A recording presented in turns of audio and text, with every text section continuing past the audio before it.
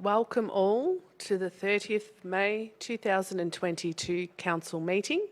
I open the meeting at 7 p.m. I will now pass you on to the CEO who will read out the formalities. Thanks, Mayor.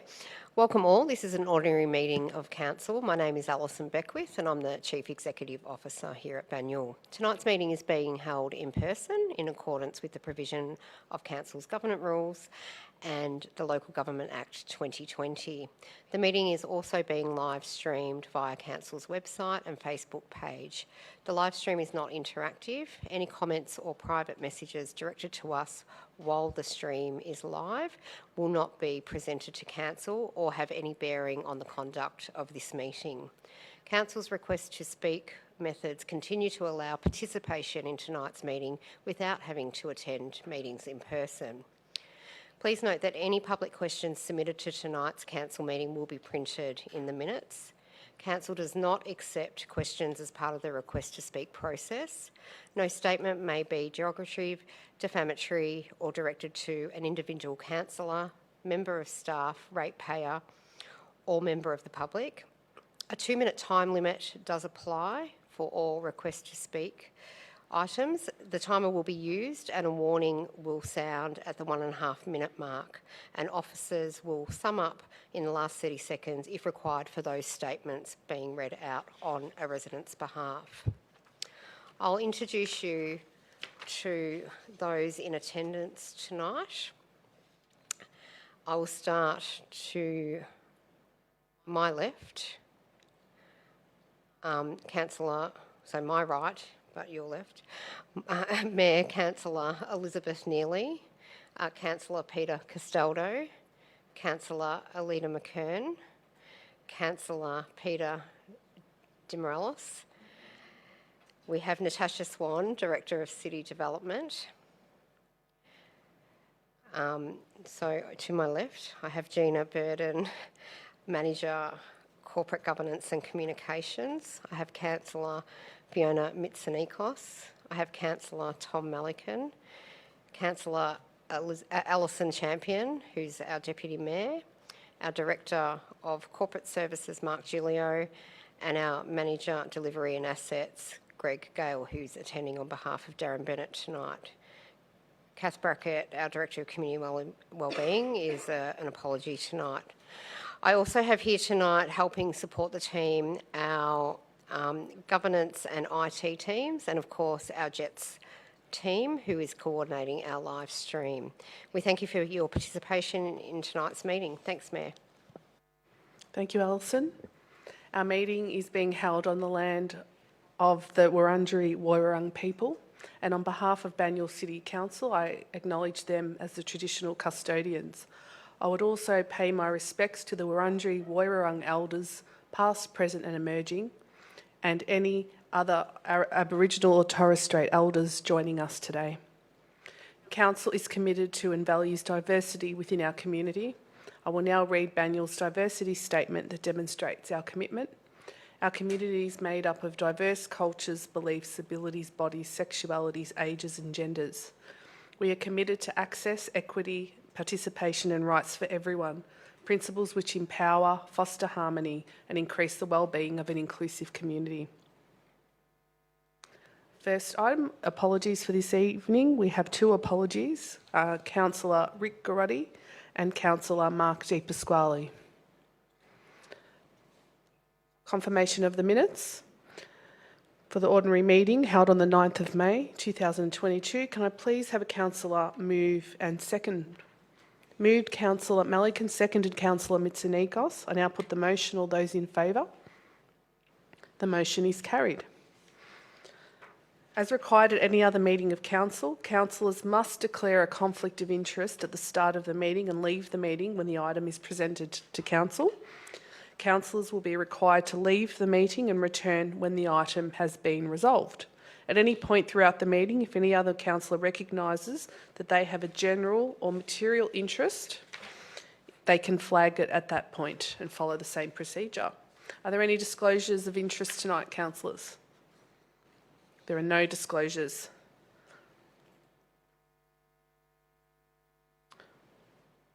Officers that are present, I now ask whether you have a conflict of interest in any items presented before the council.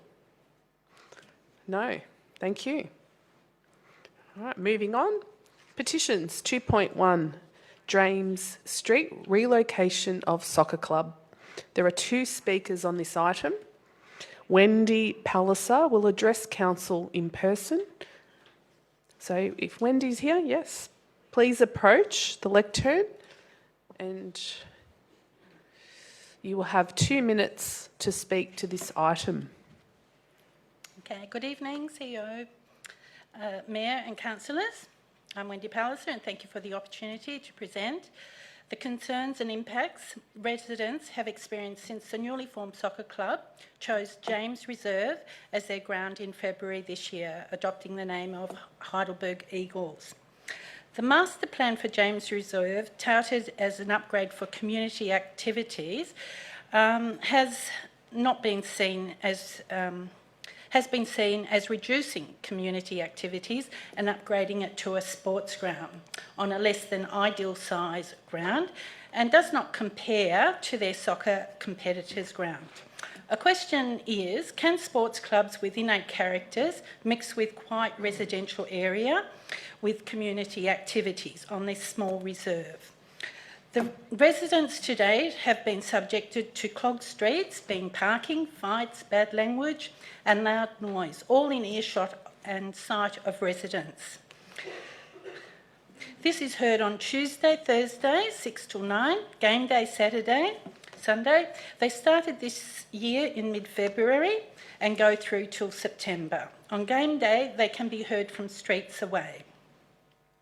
A suggestion for the club is Banyule Flats Soccer Club, which has all the amenities a sports club should have. Designated parking, pavilion, a bigger ground so they don't have to move. As they said, they're going to become bigger and move again. We ask Council not to restrict it to be a sports ground, but leave it as a much-used green space enjoyed by many as it is. The demographics of this area are family, children, professionals, elderly, dog walkers, fitness people, and we have limited green space and is much needed. Thank you. Thank you, Wendy. A written statement will now be read out on behalf of Peter Mansour by Natasha Swan, Director of City Development. Thank you, Mayor. The community has always supported local sporting and the spirit it creates. Over the years, James Reserve has been home to the Heidelberg Eagles. However, as the club continues to expand, it has become apparent that it has outgrown this home. James Reserve may be the club's current home, however, it has always been the heart of Heidelberg Heights. It's the last remaining public reserve between Bell Street and Southern Road. As the only open space available, families, pet owners, park lovers and most residents enjoy using the park as a place to embrace nature, wellness and socialise. Locals are frustrated by the increased loss of access to the park during peak times, including weekdays and weekends. The park is a shared space and should be equally shared during peak times. However, residents increasingly feel as though council is prioritising the needs of the soccer club over their needs.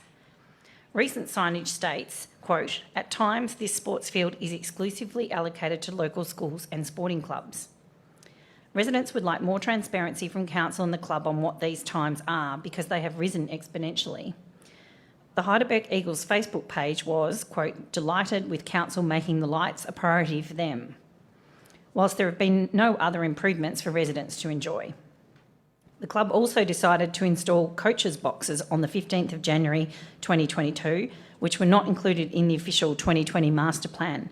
Residents are questioning whether council approved the boxes as they are not safely installed on level ground and have blown over. They have the potential to cause harm. The increase in games is leading to more traffic in the area. There is no parking for the club, and as a result, the surrounding narrow streets are clogged and cars causing unsafe conditions. Residents are proud of the Heidelberg Eagles, however believe they have outgrown James Reserve and deserve a more appropriate, larger and true sports ground which will give them the space they need. Thank you, Director Swan. Councillors, there's an officer's recommendation in the papers. Can I please have a councillor move the motion? Moved, Councillor De Morelos. Do I have a seconder? Seconded, Councillor McKern. Councillor Di Morelos. I just wanted to say thank you for raising this, and it definitely is something that is concerning a lot of the residents. Looking forward to where this investigation goes from officers. Thank you. Thank you, Councillor. Councillor McKern. Thank you, Madam Mayor. I would like to speak to this. James Reserve is the only neighbourhood reserve in that neighbourhood block bound by Bell Street, Waterdale Road, Southern Road and Upper Heidelberg Road. Council's open space policy calls for access to public open space within 400 metres walk from home without crossing a major road. So this makes James Reserve a very important area of public open space. And the question arises, and thank you to the petitioners for raising it, does James Reserve allow for sufficient unstructured recreation for residents in its neighbourhood area? I'm hoping that the council investigation as a result of this petition can answer that question. I did speak to a resident who also happens to be a friend and lives in the area. She tells me that because the reserve is used regularly for structured sport, she drives to Banyule Flats or Chelsworth Park to go for a walk. Is that the right solution? With urban densification in our city, as many other cities in Melbourne, many parks and reserves are facing the dualling pressures of structured sport versus unstructured recreation, something that council does need to work to fairly balance. And once again, thank you to the petitioners to bringing this matter to our attention, particularly given that council did adopt a master plan for James Reserve last year. So, another question that arises is how that master plan responds to these petitioners' concerns. So I'm looking forward, Madam Mayor, to the officer response to the petition, given the importance of James Reserve as a neighbourhood park for so many residents in that local area. Thank you, Councillor. Does any other councillor wish to speak? I'll put the motion to a vote. All those in favour? The motion is carried. Item 3.1, Montmorency Bowling Club redevelopment. There are no speakers on this item. Councillors, there is an officer recommendation in the papers. Can I please have a councillor move? Moved, Councillor Champion. Do I have a seconder? Seconded, Councillor Melican. Councillor Champion.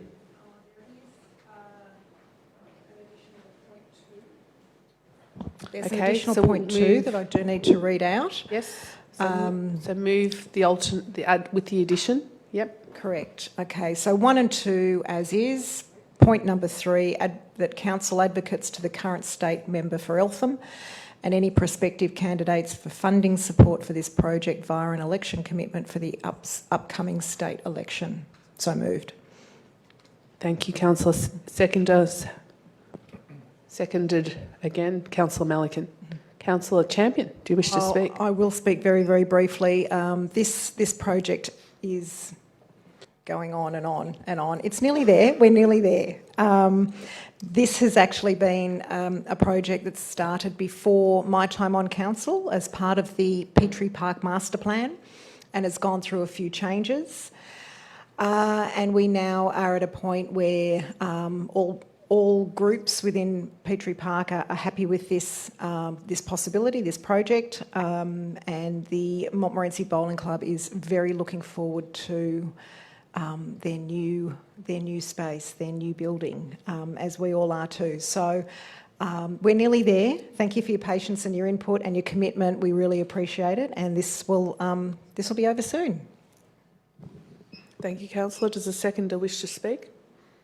I'll just say a few points here. This has been a long time coming. There's been land swaps, there's been all sorts of work done within Petrie Park to accommodate this. One of the biggest bowling clubs within Banyule. But it just, again, highlights the increase in cost and the pressure councils are under when our rate cap was 1.75 and this has gone from $1 million project to a $1.7 million project due to building costs and the lack of resources available to do these sorts of developments. So it highlights the pressure councils are under. There's another report coming up tonight, a very similar situation. Council does its best to try and support these clubs and make sure they have facilities to meet the needs of their members and this will. So hopefully the state government will get on board, or the members from the state government will get on board and realise the importance of this project and how their rate capping is making it incredibly difficult for council to provide the services and the pavilions that the residents need, and to meet the modern requirements of a very successful bowling club. So I'm very happy to support this tonight. Thank you, councillor. Does any other councillor wish to speak? I'll put the motion to a vote. All those in favour? The motion is carried. Item 5.1, Protection of Significant Trees Panel Report. There are no speakers on this item. Councillors, I understand there is a proposed motion that councillor would like to move. Thank you, Madam Mayor. Councillor McKern, yep. There are two alternate recommendations that I've proposed, and they constitute points 7 and 8, and they relate to what I believe needs to be done in terms of more work for protecting our significant trees. Point 7 being that council continues advocacy to the state government for tree protection controls to be incorporated into the building regulations, and point 8 that council receives a further report into the investigation of the effectiveness of pruning exemptions in protecting trees on the significant tree register. Thank you, councillor. Do I have a seconder with the additional motion? Seconded, councillor Castaldo. Councillor McKern. Thank you to my colleague, Councillor Castaldo. The main purpose of this amendment, C119 Banny, is to add 95 trees/tree groups in Banyule to Banyule's significant tree register. This means that the protection overlay for the assessed trees is upgraded to an Environment Significance Overlay Schedule 4, the highest level of tree protection council can apply at this time. Madam Mayor, adoption of the officer recommendation would bring the total number of trees/tree groups to 423 on the register. It's terrific that the number of trees on the significant tree register for Banyule is growing. Why? Because addition of trees to the significant tree register, as I've mentioned, is the greatest tree protection Banyule's planning scheme can afford.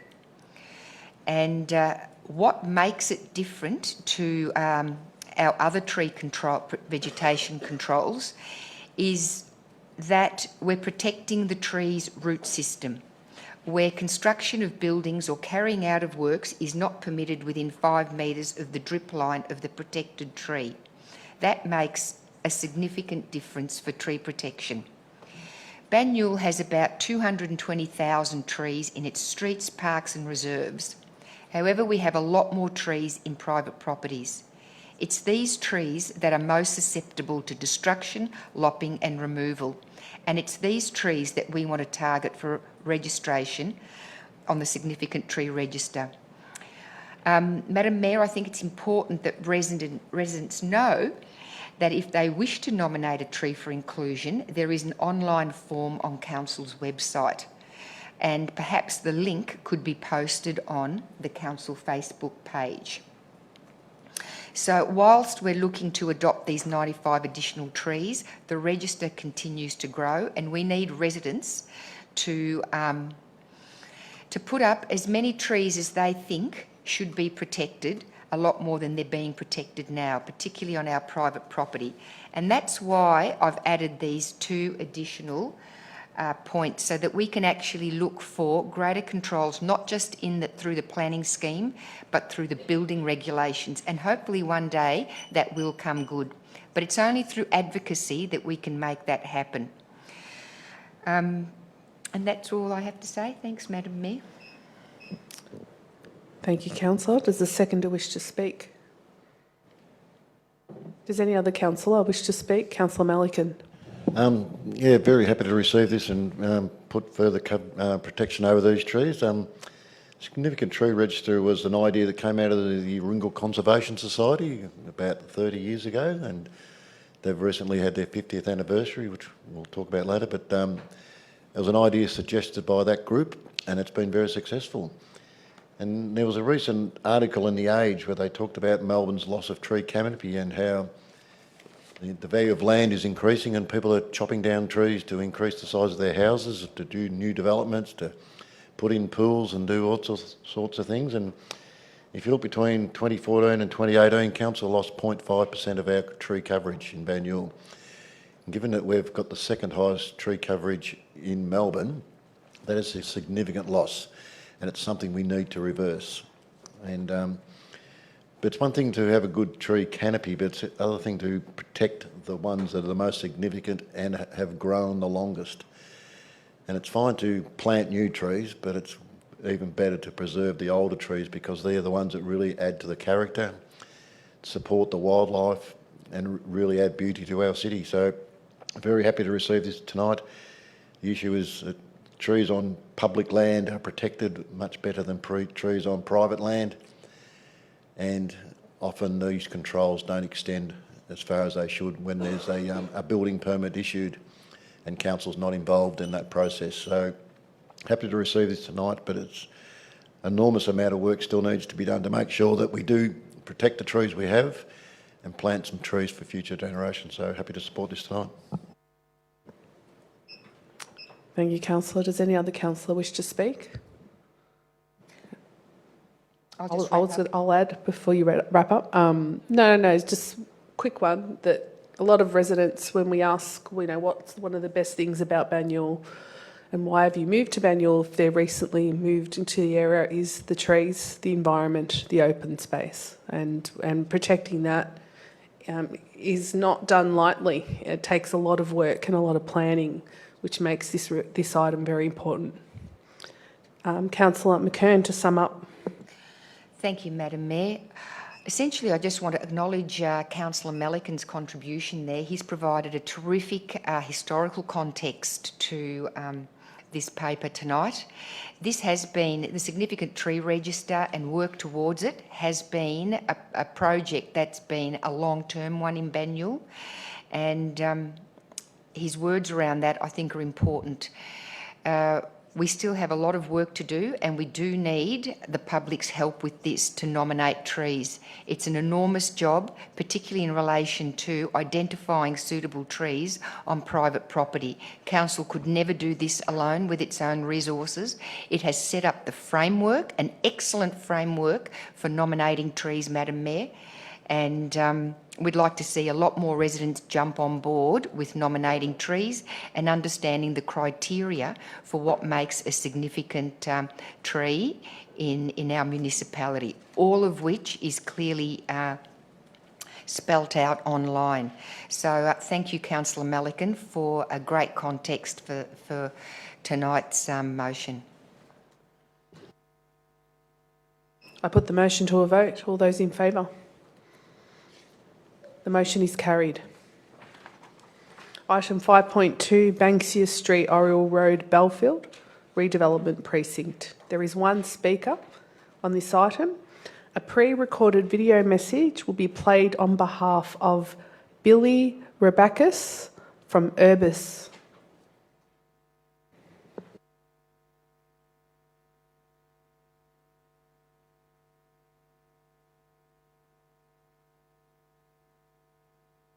Good evening, Mayor, Deputy Mayor and Councillors. Thank you for the opportunity to speak to this item. My name is Billy Rabakis from Urbis. Tonight we're talking through a planning application at 96 to 100 Oriel Road and 230 Banksia Street, Belfield, known as the Belfield Precinct Redevelopment. I want to say thank you to the planning officers for being so responsive to all our queries on this large project. The primary considerations for this application is the consistency with the development plan, the high quality architectural response, the landscaping and open space response, environmentally sustainable design and the better apartment design standards. As you are aware, the development plan was approved at council meeting on 21st of March this year. The permit application is generally in accordance with this approved development plan, however seeks two minor departures the retention of Tree 18, and Class 1 townhouses reaching 7-star energy rating. As you can see on the right-hand side of this page, that's the development plan that was approved at Council. The architectural response has been created by Rothy Lohmann Architects. It's a highly articulated, modern architecture with ample separation between the buildings. There's high quality and varying materials, as can be seen by the render on this page. There's a cohesive design language throughout the site, with variations throughout the building typology. There's a substantial additional canopy tree coverage, with numerous pockets of communal open space on the site, as can be seen by this image. There's a linear park running east-west in the centre of the site, and a public connection to Ford Park to the west. The ESD response includes a climate adaptation plan, minimum NABERS ratings of 6.5 and 7 stars, photovoltaic solar panels on all the apartment buildings and on townhouses. The proposal demonstrates a high level of compliance with the Better Apartment Design Standards at Clause 55 and 58, high quality amenity for future residents, diversity in housing options, and accessible apartments and townhouses for DDA compliance. Again, I want to say thank you to the officers involved in this project, and that we're happy to accept Council's conditions on this permit. Thank you. Councillors, there's an officer's recommendation in the papers. I'm now calling for a mover. Moved Councillor Di Morelos. Do I have a seconder? Seconded Councillor Melican. Councillor Di Morelos. Thank you, Mayor. It's great to see this project finally coming to an end, or a start, I should say, of construction. But definitely this is something that was a vision of the council previous to us. And seeing this come through is excellent, and great to see such an amazing job done, not by the developer, but also by the officers on our side. So congratulations to all on it, and looking forward to being there to see it all come to light. Thanks. Thank you, Councillor. Does the seconder wish to speak? I'll just say, if you think it's amazing when you think the scale of this development and there's no submitters, no objectors, I think that gets down to the level of consultation we did, and I remember a series of consultations and people had many questions, and we addressed those questions. I remember there was some issues about access over Oriel Road, but obviously if we're going to put this many people in this development and Ford Park's across the road, there will be a lot more people crossing there, and the access point is not great at the moment, and I think that's further down the track something we should consider. But that was the biggest issue out of those consultation processes. So as the Speaker said, these are well designed, and hopefully they will be well built apartments, so they will not only provide that sense of community for the people that live there, but they'll also provide comfortable and cheap accommodation. When I say cheap, I mean efficient. They'll make use of natural light. They'll capture the solar panels as much as possible, and they'll provide a comfortable, affordable style of living. And as the Speaker said, there's many new trees will be planted there. This will become a real community where people will have that bond. There'll be places to meet. There'll be places for them to go and share time together, and the Belfield Community Centre is just metres away. So I think this will be a real, I think it will be, and I certainly hope that this will be a real community and a real milestone in this council's decision-making process, and set an example of how good development can be done and achieve, profit for the developer, some money for council, but provide good accommodation in a very nice part of Banyule that will be nice to live in and comfortable. So I think this is fantastic, and I think the fact that there's no objections to this and there's no concerns, it shows the level of consultation and what a good project this is. So very happy to support it tonight. Thank you, Councillor. Does any other councillor wish to speak? Councillor McKern. Thank you, Madam Mayor.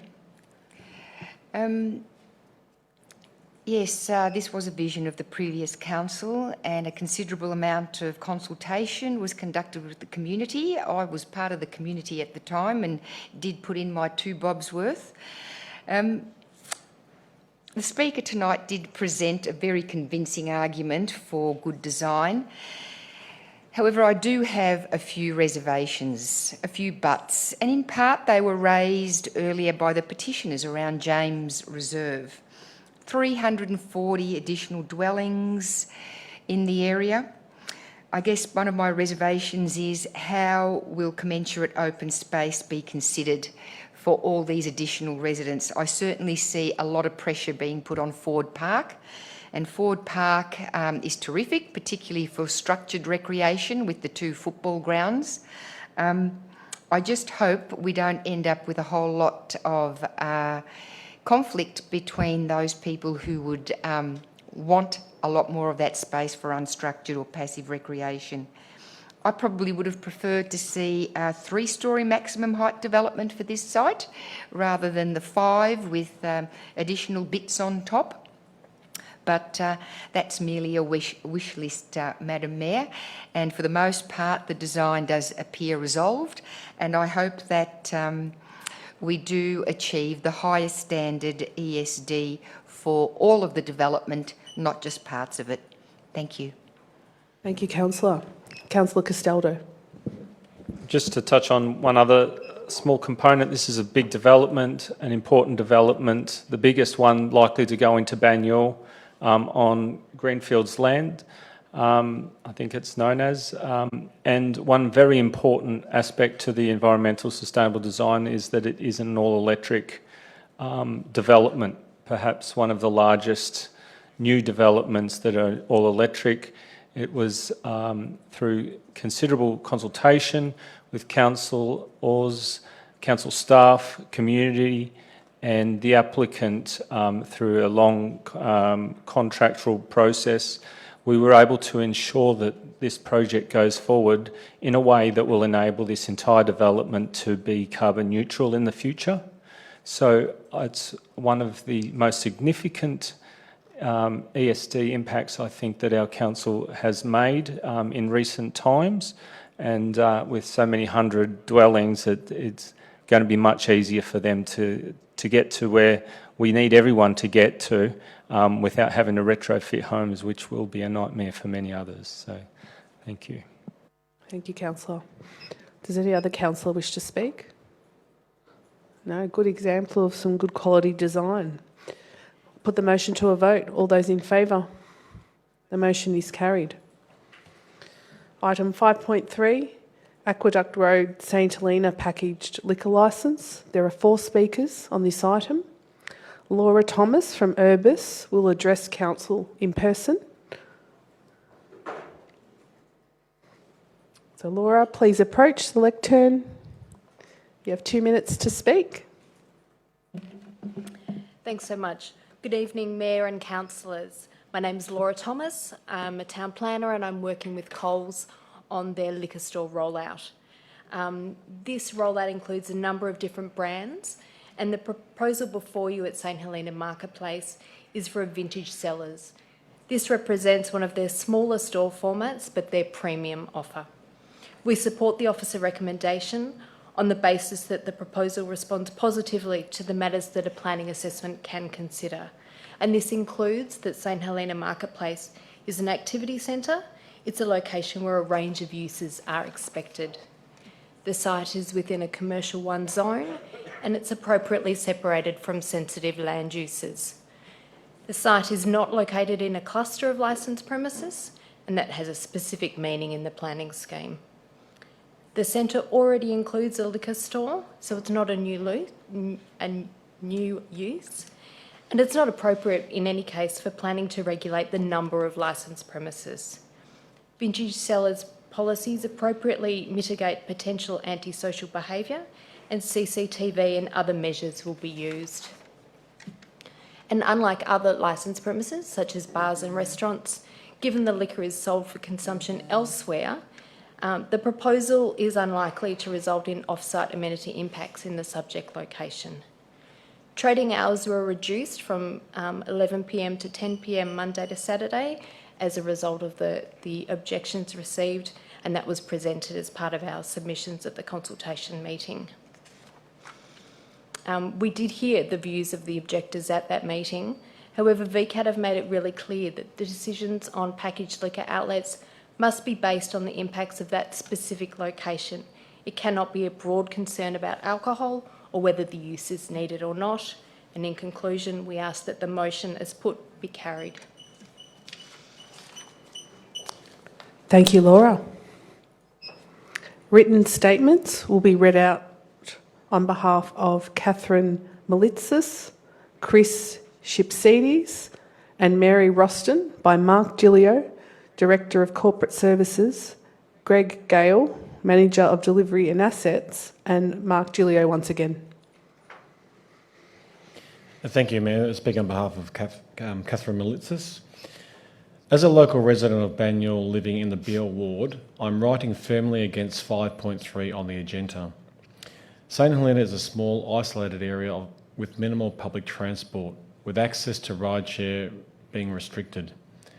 There are very few shops within walking distance, and I believe the addition of a second liquor store is in such a small shopping precinct, which already has a store that sells packaged liquor, will have detrimental negative effect on the local community and promote a negative drinking culture. The application before Council may tick all the planning boxes. However, I implore Council to step up, lead and consider our community, schools and residents, especially given the area is becoming home to more and more young families, before signing off without proper thought and consideration. We know that outer suburbs are already prone to increased drug and alcohol abuse. Through the addition of a second bottle shop, Council is simply enabling a problem and encouraging its continued spiral. I frequently walk to St Helena Marketplace to do my shopping and have noticed an increase in broken glass bottles in the area, which points to the increase of alcohol consumption in public spaces. I, like many in the community, am quite worried of the impact of a second liquor store will have in making alcohol more accessible and encouraging negative consumption habits in both youth and adults in the community, and the flow and effect it will cause for all that live in the area. St Helena Marketplace has such promise and can be a positive place for people to meet and do their shopping. The addition of a second bottle shop will turn people away from shopping at the precinct. I fear for the negative impact it will have on the wider community and for the health and well-being of locals. I implore the Banyule City Council to look beyond the checkbox for a planning permit and look to foster positive habits and environments in such a small, tight-knit community. Thank you, Director Gillio. Greg Gale. Thank you, Mayor. I'm reading this statement on behalf of Chris Shipsides. I'm convinced that the approval of a packaged liquor licence is not only detrimental to St Helena Marketplace as it is now, but also for the growth and planning for future businesses, particularly dining/cafes as optional licensed premises. Vintage Cellars propose to occupy an enormous footprint within the centre. This will prevent existing businesses from expanding and future businesses from being able to occupy space to service the needs of St Helena residents and shoppers. If this proposal is approved, there will be no variety and no opportunities to attract more shoppers to the area. This in turn will prohibit existing businesses from flourishing. Another packaged liquor store will only complicate the future of the area. Delivery of pallets/goods is a major issue. It is obvious that the store and storeroom will be huge. How many deliveries will be made per week? Safety is a major concern. How will delivery of the pallets be safely taken into the storeroom? How will it impact the shoppers on their way to and from their cars? The narrow pathway on that side of the centre is brick paving and is uneven. Unloading pallets will further compromise the integrity of this paved path. What precautions will Vintage Cellars propose to ensure everyone's safety? Obviously, centre management has a role to play in the safety aspects of this proposal, but to date they have lacked in the upkeep of the centre as it is. My fear is that both parties will deny responsibility if there are issues. A solid pedestrian/traffic safety plan needs to be in play. Thank you for the opportunity to express my views on this proposal. Thank you, Greg. Director Gillio. Thank you, Mayor. Speaking on behalf of Mary Roston. My name is Mary Roston and I'm a lifelong resident of Banyule. I've resided in St Helena since 2007. I would like to present my objection to the application for a second liquor store, Vintage Cellars, at St Helena Marketplace. Please accept my written contribution to tonight's meeting. My family are all currently isolated with COVID and I felt it inappropriate to attend in person. Clause 52.27 of the Victorian Planning Scheme's purpose is to ensure that licensed premises are situated in appropriate locations and ensure that the impact of licensed premises on the amenity of the surrounding area is considered. This raises two questions regarding permit application number P130/2022, Unit 3 of 214 Aqueduct Road, St Helena, package liquor licence. Question: why does Banyule Council consider to be an appropriate location? St Helena Marketplace is a small community shopping centre with a total of 16 retail outlets, 11 internal and 5 external. Of the 11 internal opportunities, one is already occupied by BWS. The marketplace has 2 entrance/exit points. One of those is currently occupied by BWS.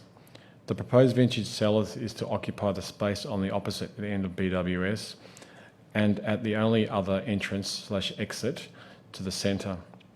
Is this considered an appropriate location for the second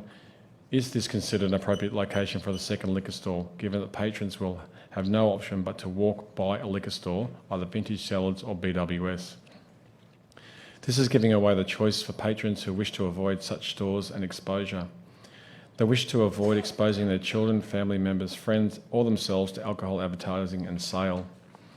These reasons are often very personal and sensitive and can include issues around alcohol abuse or violence related to the consumption of alcohol. Question 2. When discussing amenity, what does this mean? I think time, yep. Thank you, Director Gilio. Councillors, I understand there's a proposed motion that a councillor would like to move.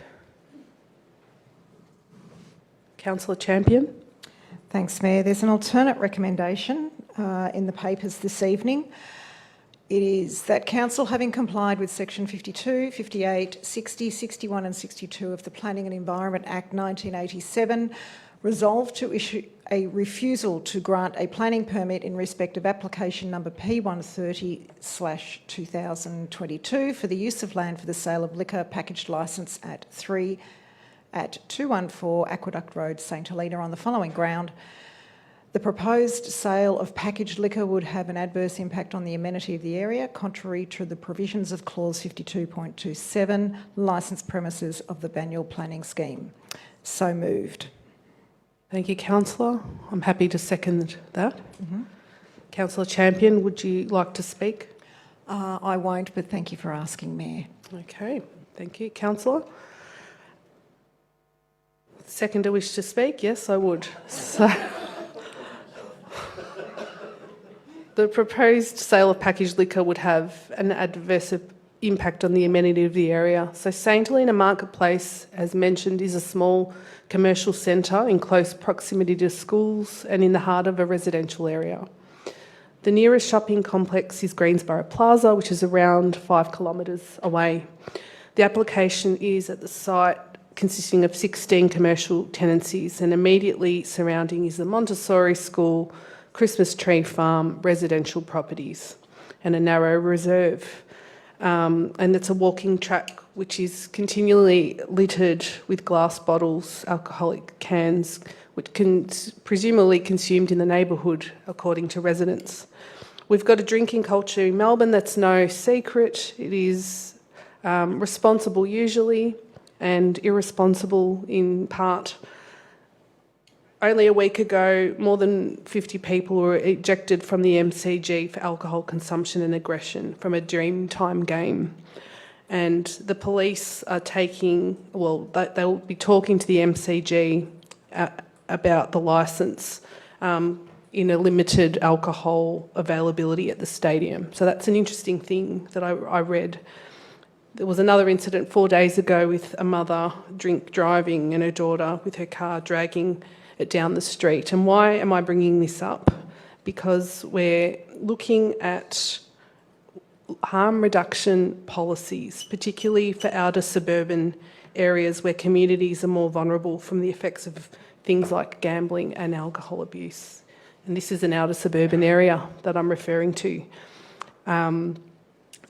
Last year we had a similar application for packaged liquor at Watsonia Shops, which had a bottle shop, and our refusal of this additional packaged liquor licence led to a better outcome for that strip shops. And I wanted to note that we have that opportunity to get a better outcome for our residents, and putting forward this alternative is about good outcomes for the residents. Does any other councillor wish to speak? Councillor McKern. Thank you, Madam Mayor. Thanks for your comments. For due diligence, I've read the officer's report, the objections, and listened to this evening's speakers. Thank you all for your statements. I do sympathise with the objectors' concerns raised, especially on moral grounds. However, this is a planning issue, and as such, I truly have struggled to reconcile the desire for residents objecting to the application against the prevailing planning controls. Refusal on amenity grounds appears the only leg to stand on from a planning perspective, and Council is advised, Madam Mayor, by the officers that there is very little chance of the Tribunal upholding a refusal. Even on the grounds of amenity, it is wobbly, given that there isn't a real amenity consideration on account of the nature of the proposed use as a takeaway liquor outlet, rather than, for example, a bar.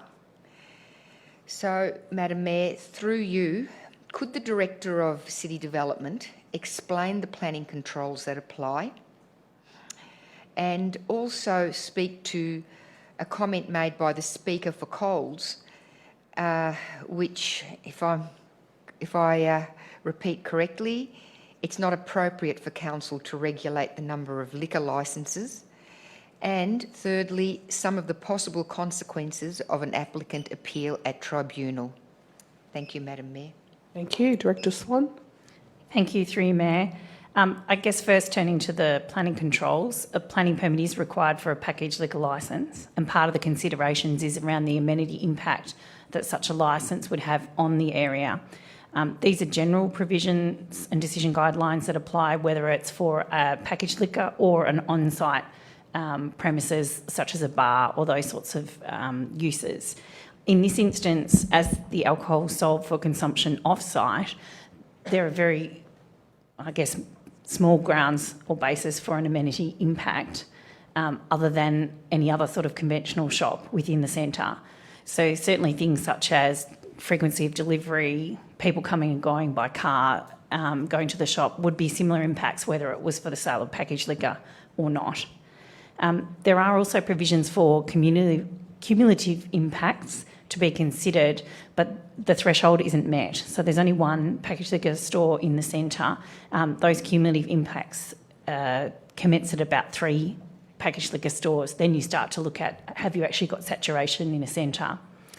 I guess in that respect, should there be an appeal lodged on the basis of the grounds for a refusal, there is a high likelihood that the tribunal would overturn council's decision and seek to approve the development. But that's on the basis that an appeal is lodged, obviously. Thank you, Director. Does any other councillor wish to speak? Councillor Melican. Yeah, I've agonised over this as well. It's a difficult decision. But as we often say in this very room, that the planning controls are the planning controls. Do we agree with the planning controls? Just because it meets the planning controls doesn't assume the planning controls are correct. And the role of councillors is to listen to community concerns. If this was just straight planning controls, councillors wouldn't be required, we wouldn't be elected, and someone would say this meets the planning control, therefore it's approved. There would be an administrative process. But the process is, it can come to a council meeting and councillors can make a decision based on planning controls, but also based on community concerns. And I've gone both ways on this one, but what's tipped me one way or the other is it's a smallish shopping centre.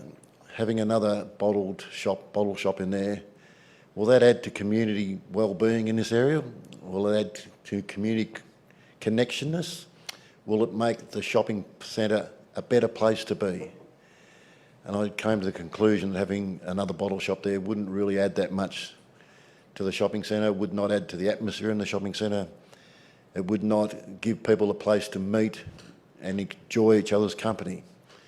So for those reasons and for the community concerns, I decided that I would not support this application tonight, and I will support the alternate recommendation. Thank you, councillor. Does any other councillor wish to speak? I put the motion to a vote. All those in favour? The motion, against? The motion is carried. Item 5.4, Bell Street Development Resolution of Notice of Intention to Sell Land. There are no speakers on this item. There is an officer recommendation. I'm now calling for a motion. Do I have a mover? Moved, Councillor Malikan. Do I have a seconder? Seconded, Councillor Di Morelos. Councillor Malikan. Another step in the process. This doesn't bind council to do anything in particular. It's just a legal formality that requires us to do this. If we do decide in the long run to sell this piece of land, I noticed there was some people not happy with this proposal, but this is not a decision whether to sell it. This is a decision whether we comply with this requirement, and that's what we're doing here tonight. So the decision whether we actually go ahead with this sale will be further down the track, and I look forward to more community input into that process. And this is something we've decided to pursue a long time ago, and I'm very eager to see what the outcome could be. So I'll support this tonight, but doesn't necessarily mean we're going to follow through and sell this land or make any real changes. But obviously the area does need a bit of a lift. There's a few other things going on in the area around community facilities, so it would be good if there was the opportunity to do something in the Bell Street Mall, but that decision will be further down the track. Thank you, councillor. Does the seconder wish to speak? Yep, thank you. Oh, that was that. As Councillor Malikan mentioned, this is just the process, doesn't lock us into anything. And interesting to note that we only had the 4 submissions regarding such a big development, when you consider something about alcohol had 12 submissions. So again, this is something that I believe 3081 does need, and it fits into the entire 3081 plan going forward. And again, it's open to anyone in the community. If you've got any issues, by all means, reach out and let us know, because it is something that is going to affect the area, and in our view, hopefully in a positive way. So thank you. Thank you, councillor. Does any other councillor wish to speak? Councillor McKern. Thank you. Thanks, Madam Mayor. I believe council is being asked to resolve on the sale of the land this evening, and permitting any future development. I know I would like to see the potential of a development that isn't necessarily 14 stories, which I don't think would respect the scale of the mall. The mall is quite a feature of that part of Heidelberg West, and I think the proportion, scale and architecture of the mall deserve to be respected. So should there be a future development, I'd certainly be showing interest in what goes on that site, its bulk, and also the uses, ESD targets, and the building envelope, how the building envelope will relate to the mall and not block out the mall. Being right on the corner there, it's going to impact that entire commercial area significantly. So I think it's going to be very important that the design is sympathetic to the mall and enhances the mall rather than blocks it off. So they're just some preliminary comments I thought I'd make, Madam Mayor, given the significance of the site, its visibility and its location in relation to the mall. Thank you. Thank you, councillor. Does any other councillor wish to speak? I put the motion to a vote. All those in favour? The motion is carried. Item 6.1, Mountain View Road, Montmorency, removal of reservation status. There are no speakers. There's an officer recommendation. Do I have a mover? Moved Councillor Champion. Do I have a seconder? Seconded Councillor De Morelos. Councillor Champion, would you like to speak to the item? Councillor De Morelos. Does any other councillor wish to speak? I put the motion to a vote. All those in favour? The motion is carried. Item 6.2, Bundoora Hall and Annex Capital Project Funding. There are no speakers on this item. There's an officer recommendation. Do I have a mover? Moved Councillor Champion. Do I have a seconder? Seconded Councillor Malikan. Councillor Champion. Do you wish to speak to the item? Just very, very briefly, Mayor. This is purely part of the process. This particular project, the hall and the annex, is already within our budget, so this is pretty much a procedure, and the community involved with this and this going ahead it's another no-brainer. This is something that the hall really needs and the community needs here, so it's forming part of the budget and it's going to go ahead at some stage next year. Thank you. Thank you, Councillor. Does a seconder wish to speak? Yeah, I think again highlights the increased costs that we're having to come up with to do even relative, or not relative, it's a massive increase, but it's another example of how costs are really skyrocketing in building, and these projects are incredibly expensive these days. But if you read the report, the contact group that run out of this facility is extremely active, is virtually self-sustaining, and does an enormous amount of community building within that area. So I'm happy to support this tonight. Thank you, Councillor. Councillor Castaldo. Yeah, I'm also supportive of the increased budget allocation. I was asked this evening if I could speak on behalf of Councillor Gorotti, who couldn't make it this evening, that the increase in budget allocation be sought in the context of significant increase in building and construction costs, and that the increase in budget will complete the refurbishment and upgrade of the Bundoora Community Hall, a facility that was constructed in the early 1980s. The Bundoora Community Hall is utilised by a number of active and committed organisations, including Bundoora Community Contact. All organisations are very appreciative of the investment that is being made in this facility, and that Councillor Gorotti wishes to record a note of thanks to officers and fellow councillors for their support of this item. Councillor Gorotti is unable to attend this evening due to illness in the family, his wife. Thank you. Thank you, Councillor. Does any other councillor wish to speak? Some good programs coming out of Bundoora Hall. I now put the motion to a vote. All those in favour? The motion is carried. Item 8.1, Annual Advocacy Framework and Priorities. There are no speakers on this item, and councillors, there's an officer recommendation. Can I please have a councillor move? Moved Councillor McKern. Seconded Councillor Malikan. Councillor McKern. Thank you, Madam Mayor. Advocacy. Advocacy is a big part of what councils do and a big part of what councillors do, acting as an advocate for the best interests for our particular wards and the city overall, and lobbying for local concerns and issues that are important in our ward areas. Looking at the framework, there are many issues that council can advocate on.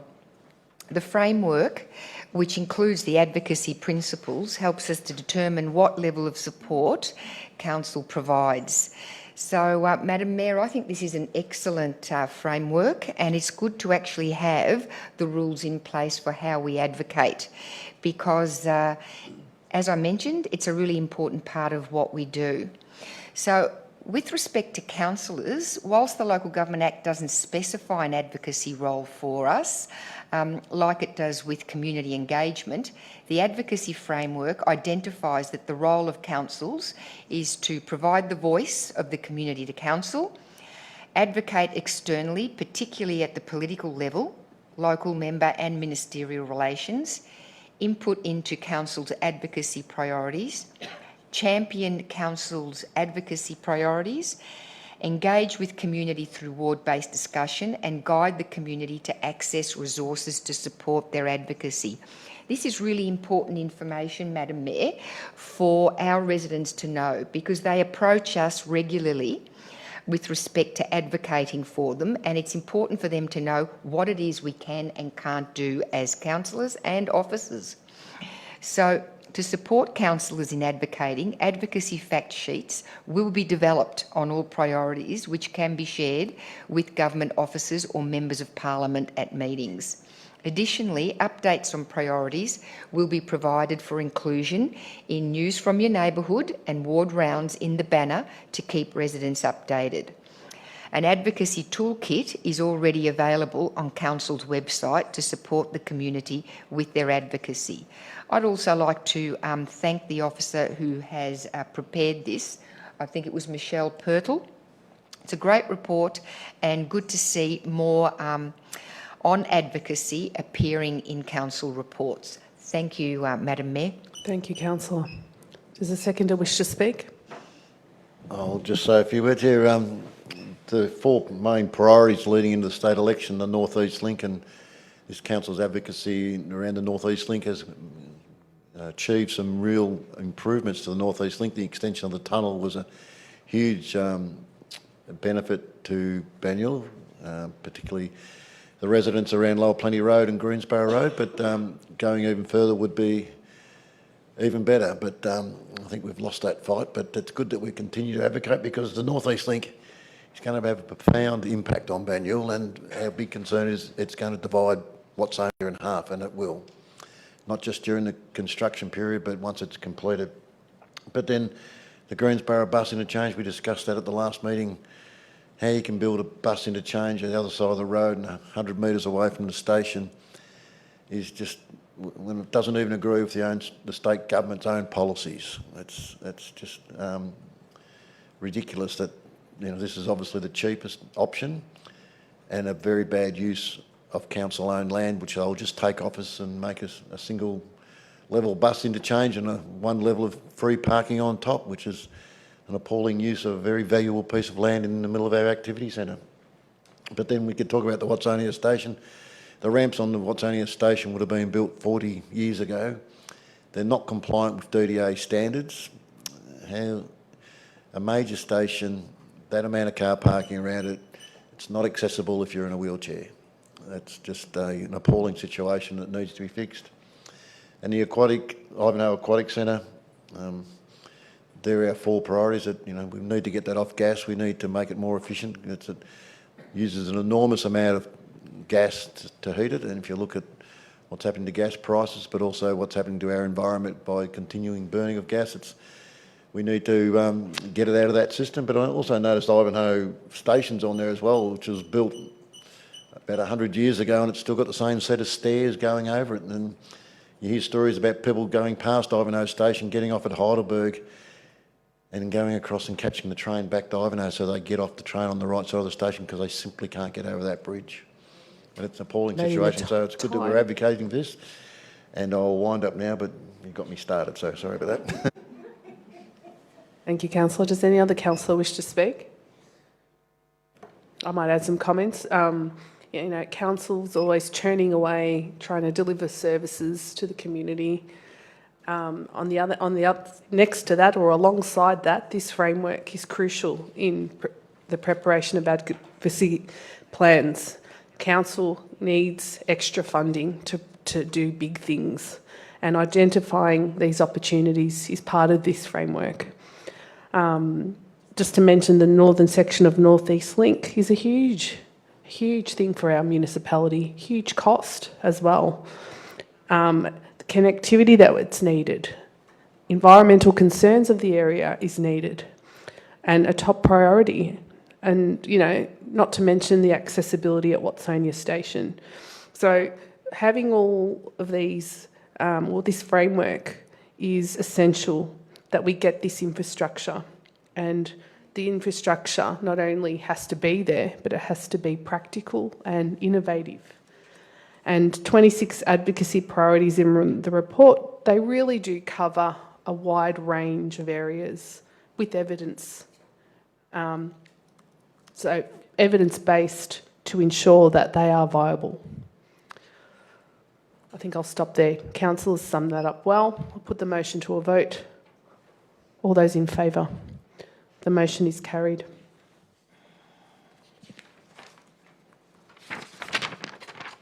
Item 8.2, delegation from Council to the CEO. There are no speakers on this item. There's an officer recommendation. Can I please have a councillor move? Councillor Malikan seconded. Councillor McKern. Councillor Malikan, do you wish to speak? Yes, that'd be nice, thank you. You may speak. Thank you. As the report says, there's no material change here. This is a review, bringing our document back to the current standard or better standards as recommended in the report. And yeah, it's good that Kirsten's come along and recognised some of our documents aren't up to the standard they should be at.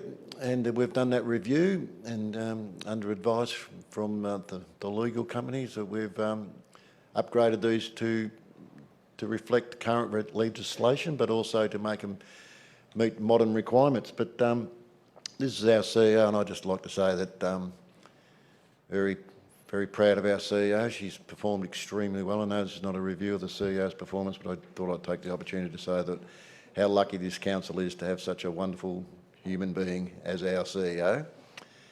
And through this really difficult period, she has shown the compassion that she has and support for everybody. So I'd just like to thank her, and because she is such a wonderful CEO. Thank you, councillor. Does the seconder wish to speak? Thanks, Madam Mayor, although the mover has stolen my thunder, I think, on this, so there's not much point in repeating much of what was said, other than to make it clear that my question upon reading this report before us was to gauge whether or not there was any change to the status quo. In terms like delegation, authorisation, I think always pick attention. Is there more, less power being conferred to council from a council to officers, vice versa? And the response has been that, as Councillor Malikan has pointed out, that there are no additional powers that council is proposing to delegate to members of council staff, and that there's much reference here to Schedule 6 of the Local Government Act in relation to delegations. So those changes are fairly minor. I believe they're more administrative than anything else, and that otherwise the status quo in relation to delegations remains the same. Thank you, Madam Mayor. Thank you, councillor. Does any other councillor wish to speak? I put the motion to a vote. All those in favour? The motion is carried. Item 8.3, delegation from council members of councils to council members of staff. There are no speakers on this item. There's an officer recommendation. Can I please have a mover? Move, Councillor Malikan. Do I have a seconder? Seconded, Councillor Champion. Councillor Malikan, do you wish to speak? Yes, thank you. I won't speak for long. This is very similar to the previous item, but it's just, again, no material change, but it's just delegating powers and responsibility to people in a position, not to an individual. So as staff may move through that position, whoever holds that position is delegated those powers and responsibilities. So it's a much easier document to control. And instead of, if there's a change of a staff member, we don't need to update them because it goes with the position. So a good addition, timely, but also reviewed again to be more contemporary with the current requirements. So a good update, and I'd like to thank Kristen again for her hard work in bringing this new document to council. Thank you, councillor. Does the seconder wish to speak? Does any other councillor? Councillor McKern. Thank you, Madam Mayor. I will be seeking clarification on this. It involves the EPA, and my understanding was that this proposal here looks to actually delegate more of the powers under the Environment Protection Act from state to local government. So I think it's important that we actually understand what is going on here.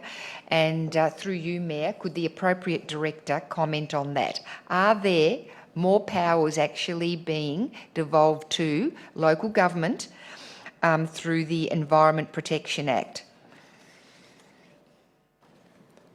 Thank you for the question, Councillor. Director Swan. Through you, Mayor.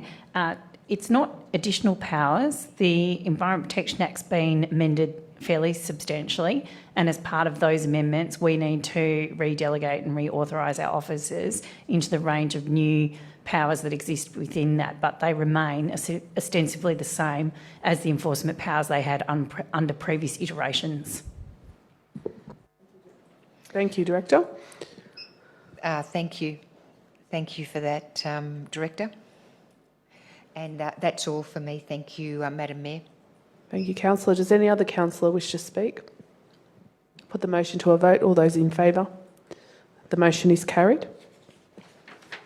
Item 8.4, appointment of authorised officers under the Planning and Environment Act. There are no speakers on this item. There's an officer recommendation. Do I have a mover? Moved, Councillor Champion. Do I have a seconder? Seconded, Councillor Malikan. Councillor Champion, do you wish to speak? Councillor Malikan, do you wish to speak? I'll just say a few things. I'd like to thank the officers for bringing this up. This is the opposite, where we're actually third party or controls at council administrator on the behalf of other organisations, where we're actually appointing staff members into that position to be able to exercise those powers. So this is totally different to delegation. This is about appointing someone as the responsibility to perform certain things under other acts outside council's control. So once again, this has been cleaned up, made more contemporary, and the advice from the lawyers again. So a real improvement in this documentation as well. So I'd like to thank the officers again. Thank you, Councillor. Does any other councillor wish to speak? Put the motion to a vote. All those in favour? The motion is carried. Item 8.5, Subdelegation and Appointment and Authorisation Environment Protection Act. There are no speakers on this item, and there's an officer recommendation. Can I please have a councillor move the motion? Moved, Councillor Di Morelos. Do I have a seconder? Seconded, Councillor Mitsonikos. Councillor Di Morelos, do you wish to speak? Councillor Mitsonikos. Does any other councillor wish to speak? I put the motion to a vote. All those in favour?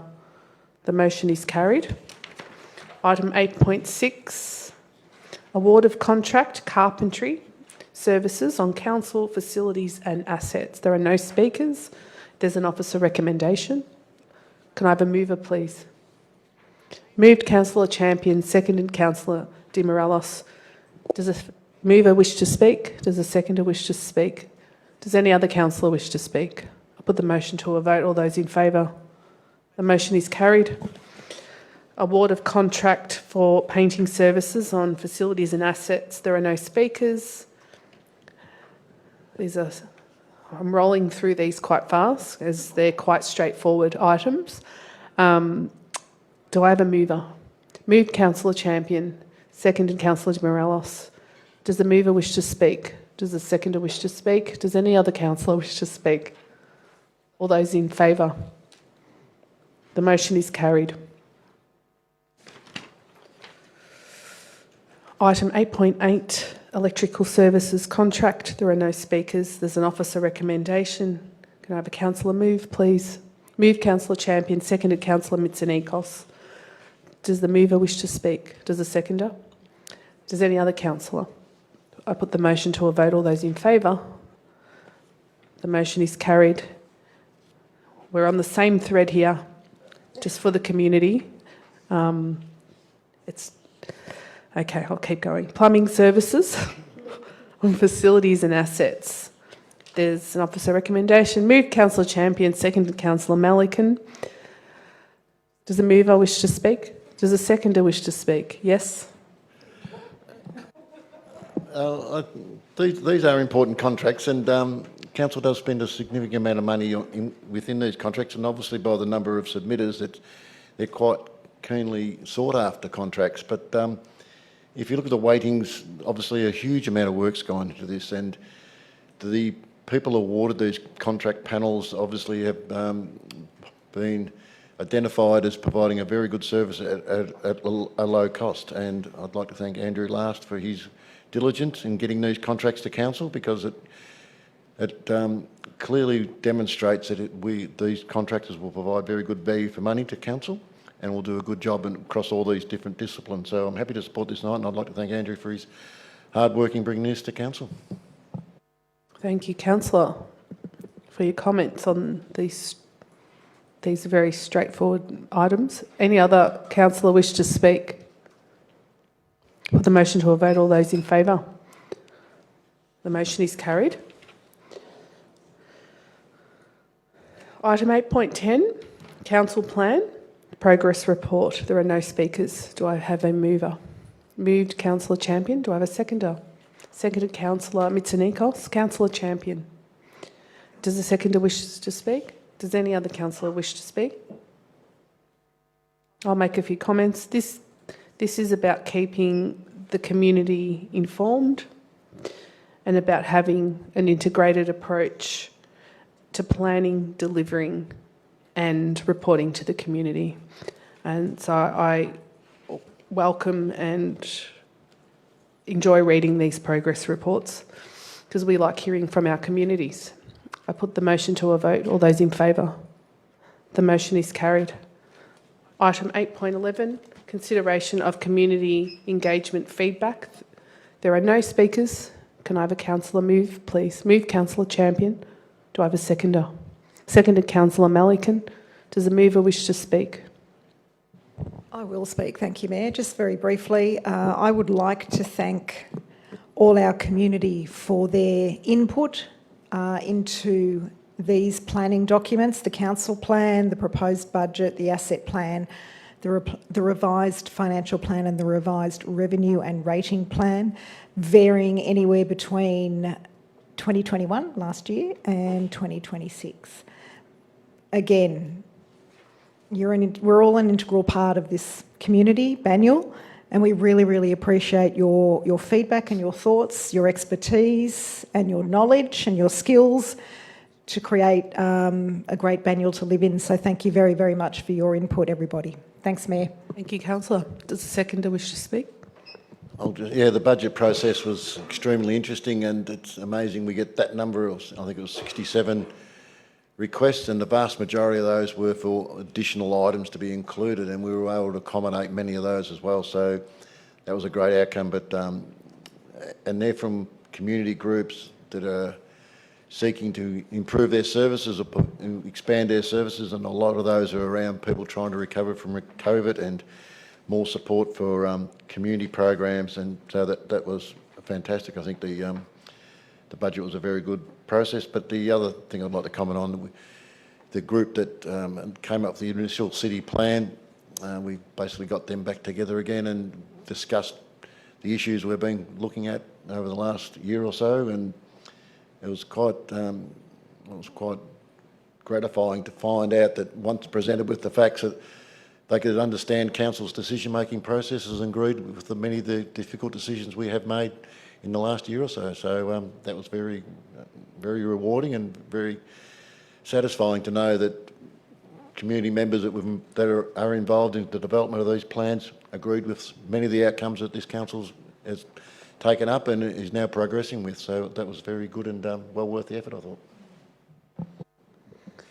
Thank you, councillor. Does any other councillor wish to speak? I put the motion to a vote. All those in favour? The motion is carried.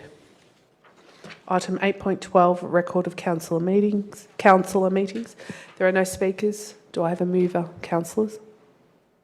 Moved, Councillor Malik, and seconded, Councillor Champion. Does the mover wish to speak? Does the seconder wish to speak? Does any other councillor wish to speak? I put the motion to a vote. All those in favour? The motion is carried. There are no sealing of documents or notices of motion this council meeting, which moves us on to items of general business. Couldn't tell you how many there are. 1, 2, 4, 5, 6, 7, 8, 9. About 9, I'm guessing. So we'll start the items of general business. Councillor, Deputy Mayor. Let's go with the Deputy Mayor. Thank you, Mayor. I have 2 items of general business.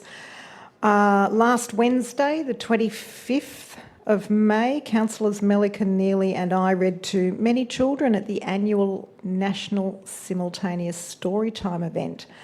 The book selected this year was Family Tree and was read at 11 a.m. across all libraries and schools throughout Australia. This is a very special opportunity to connect with our very young residents at our local libraries in Watsonia, Ivanhoe and Rosanna. And we'd like to thank all of the library staff for making this possible, as well as many other events and activities and services they provide which entertain and educate all our residents of every age.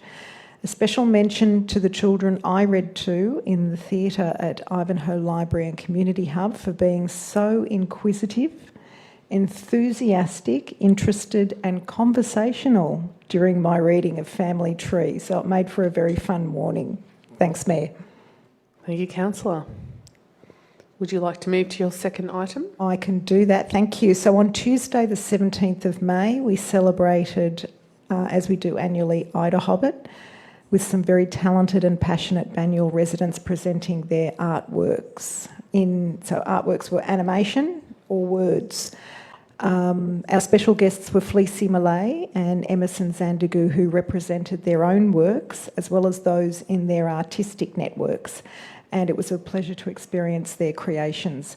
Thank you to our arts and culture officers who created and worked on this event, which was held in our Ivanhoe Library and Community Hub in the Theatre and Art Gallery Loft 275, perfectly designed for this event.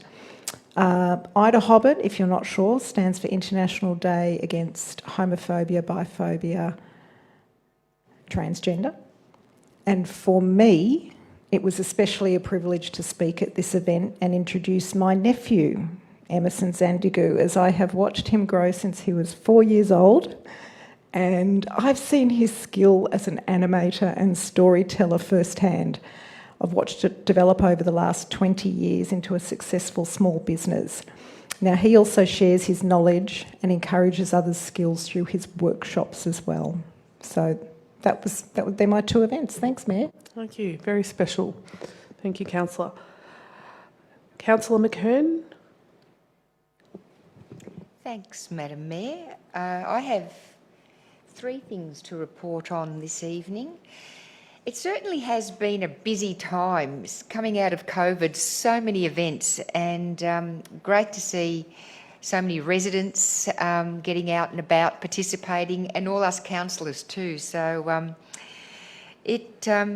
going to begin with the first event I attended in Ivanhoe recently on the 22nd of May, and that was the Green Street Revegetation Group celebration. Residents of Green Street who back onto the Darebin Creek have for years been revegetating banks of the creek, taking them from noxious weeds to a slice of what the Darebin Creek may have looked like before European settlement.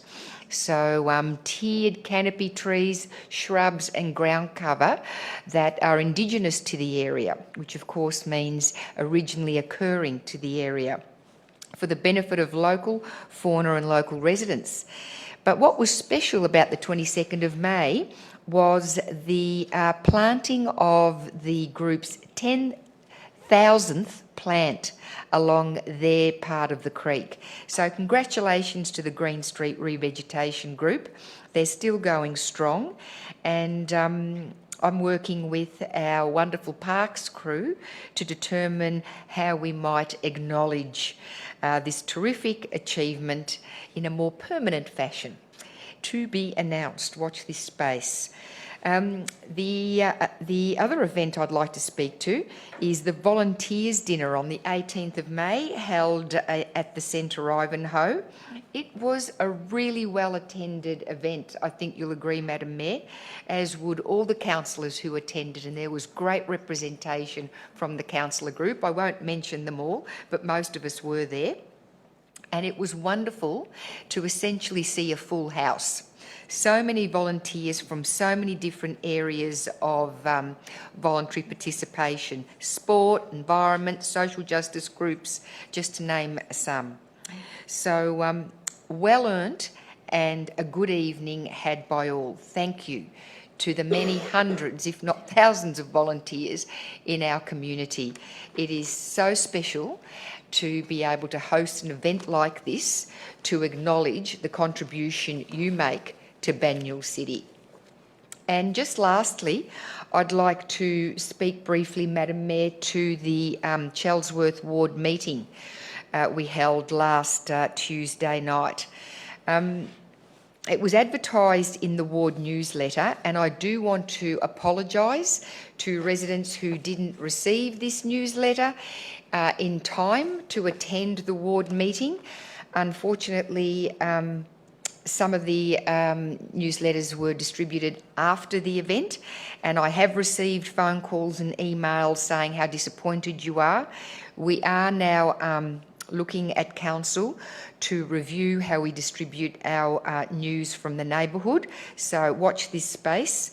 But in terms of the evening itself, it was remarkably well attended. We had a full house, 40 residents filled the space, and we covered a number of items that were of interest, local interest to Chelsworth residents. The Housing and Neighbourhood Character Strategy Review, Ivanhoe Aquatics Centre Stage 2 works, Chelsworth Park Pavilion and lighting, Ivanhoe Grammar School access, and the Hurstbridge Rail Corridor study. Time was allowed for presentations by our senior officers and resident questions.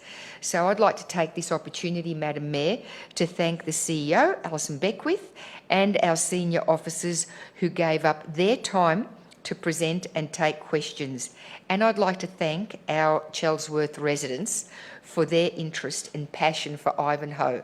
You came prepared with your questions. You know what it is you want for Ivanhoe, and I admire you for it. So great meeting had, and I have been asked to hold more, so we'll be in discussions with fellow councillors and the CEO regarding possible future meetings. Thanks, Madam Mayor. Thank you, Councillor McKern. Lots of events happening. Okay, moving on to, I might go next, if that's okay, because we'll have a few more councillors still after me. I might mention National Sorry Day, which was on Thursday the 26th of May last week. And we acknowledge National Sorry Day each year when we talk about the forcible removal of Australian Indigenous children from their families. It's an annual event. It's been happening since 1998 to remember and commemorate all mistreatment of the country's Indigenous peoples, and it's part of an ongoing reconciliation between Indigenous people and the settler population. And it was vital at the time, it's still vital today. On the day, staff and councillors came together to celebrate the resilience of our First Nations communities and survivors, and respectfully acknowledge the impact of the forced removal of our First Nations children. Councillor Castaldo and I attended the smoking ceremony held here at Flintoff Street, and at night, the two of us again, along with Councillor Champion, attended the smoking ceremony at Ivanhoe Library and Cultural Hub. And it was a really special, both events very special, going through the smoking ceremony process, and lovely addresses by Uncle Charles and Auntie Eva. The cleansing ceremony was done by Uncle Ian Goolagong, and took us through all of the history behind the smoking ceremony. even discussing every part of it in detail, which I think all people attending there really appreciated it. So that's one report from me.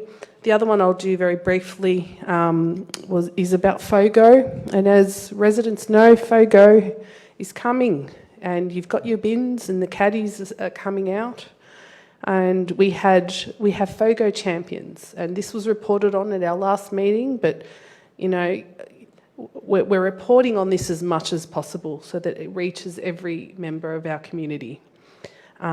If you're not reading the banner, or if you're not listening to council meetings, it still doesn't always get out there.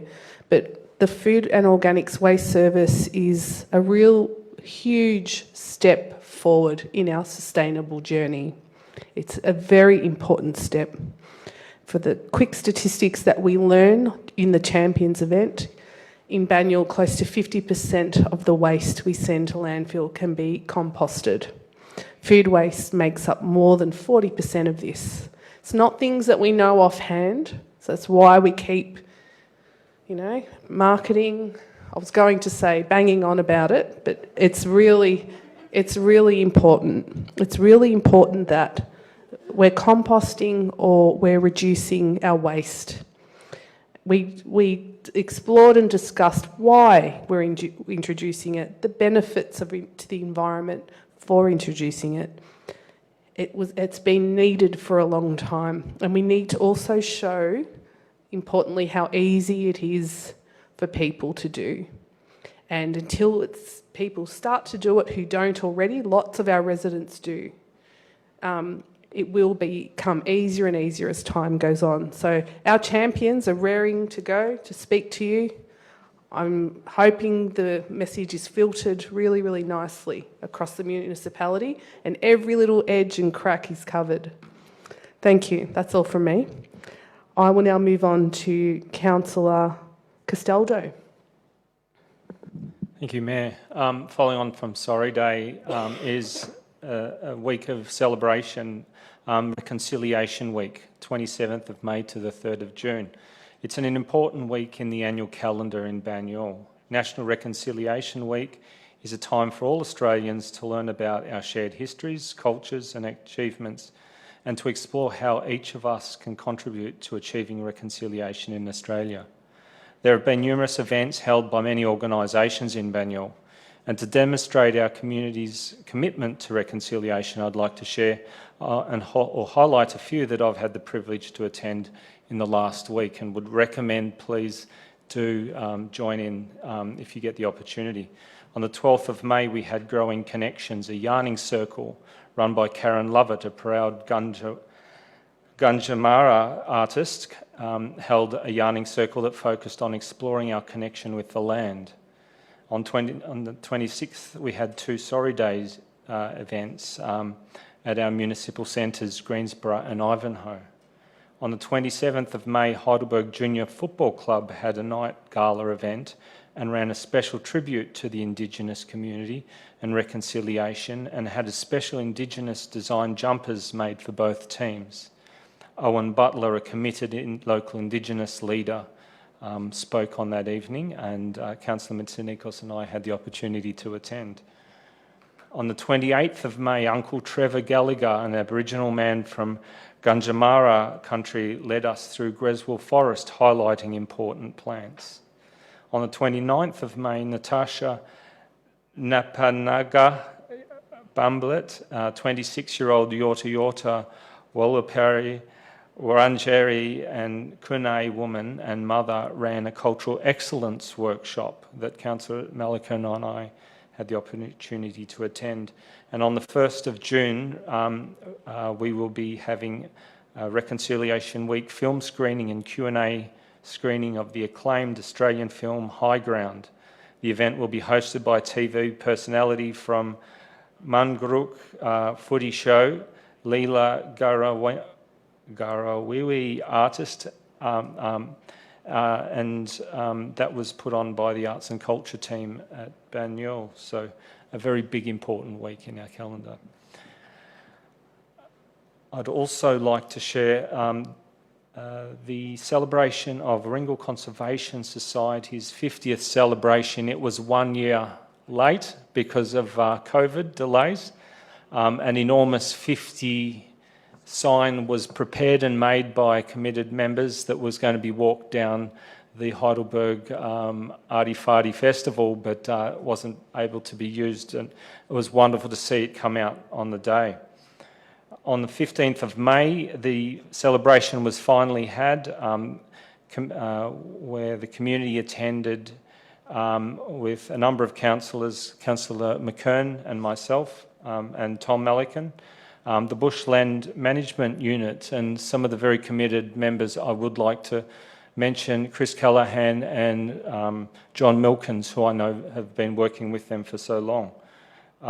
Various volunteers, and I won't mention them because there was a team, too many of important people. I wouldn't want to miss any of those.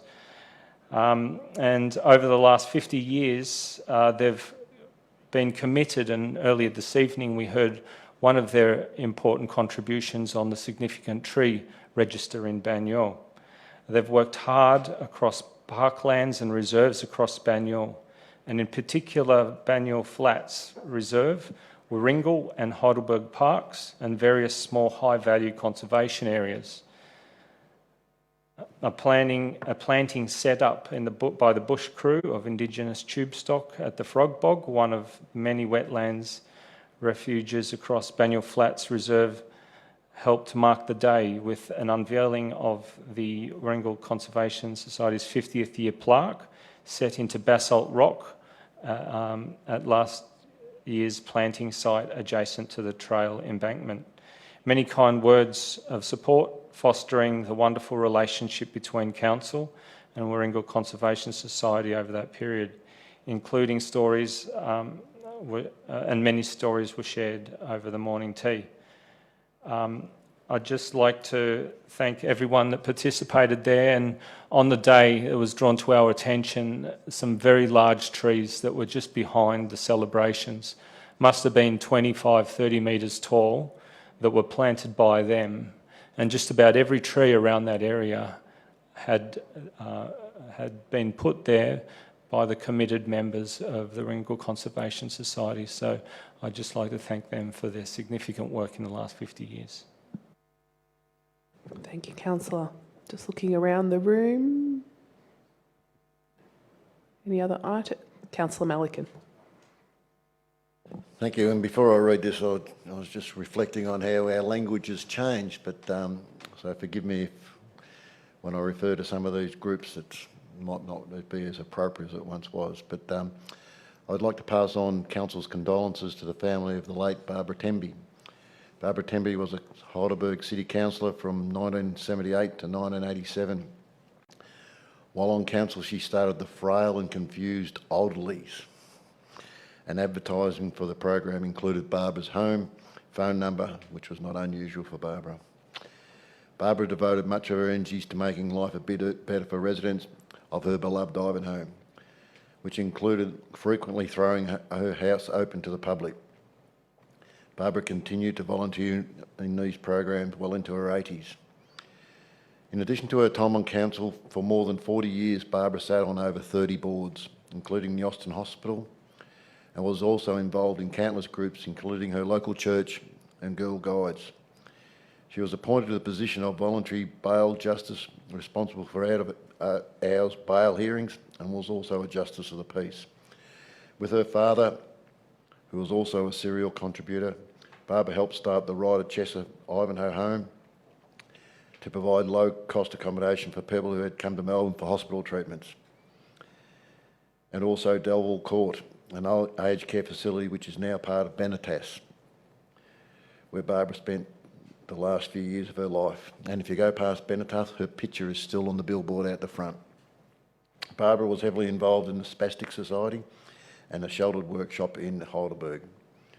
She also visited Mont Park Psychiatric Hospital to chat with patients. And her quote was, "A lot of people have had no personal contact with anyone and they've had a lot of worries they wanted to talk to someone about." Barbara Temby was a hard-working volunteer and a dedicated community member who helped many people and made Banyule a better place. She will be sadly missed.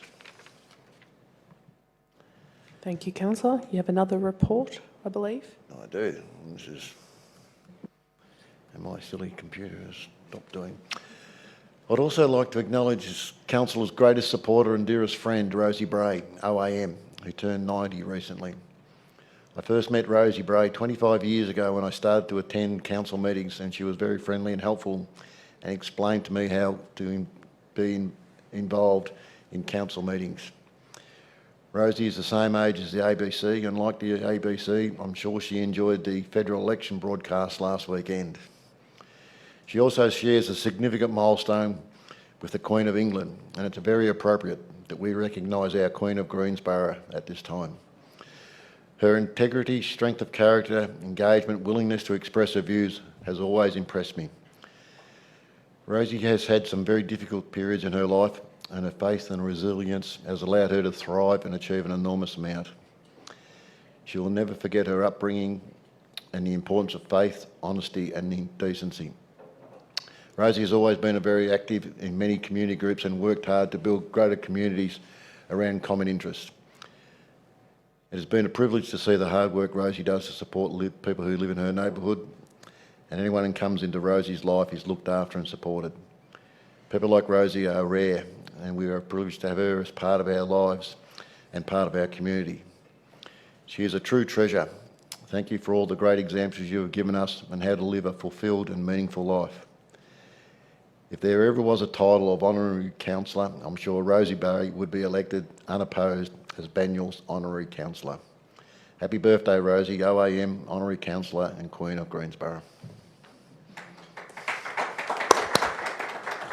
I just might add that Rosie is in the gallery and Councillor Melican's making his way over to say thank you on behalf of Banyul Council.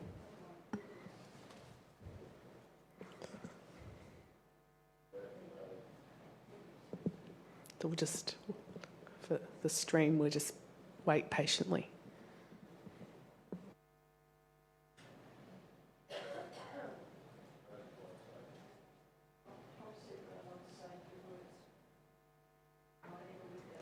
Thank you, Rosie.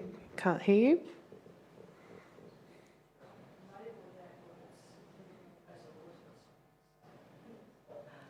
I've seen the council come and go. I've seen a lot of them councillors in my time, and I'm always very proud of the Banyul Council. And I've been attending since 1994, when Banyul began. Banyul began in 94. One of the council meetings, we used to have them at different areas, and we're at Lower Plenty Hall, and a man drew a knife on the crowd and the councillors.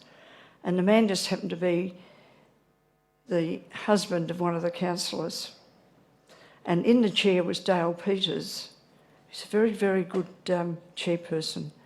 And he very, very quietly said to the man, "You put that away or I'll get the police immediately." And it happened. He didn't make a scene. Nobody carried on. We just sat there, and the poor fellow, who wasn't very well mentally, put the knife away, and it was all over. So we've seen all these things happen during council, and which kept the council safe. And I'm very proud of the Banyul Council. And Tom took my thunder by saying what a wonderful CEO we have, and good councillors too. And I know we've got a wonderful future. I really do. So thank you so much for all the wonderful things you said, which weren't true, and the lovely floral tribute. Thank you. Thank you. Thank you, Rosie.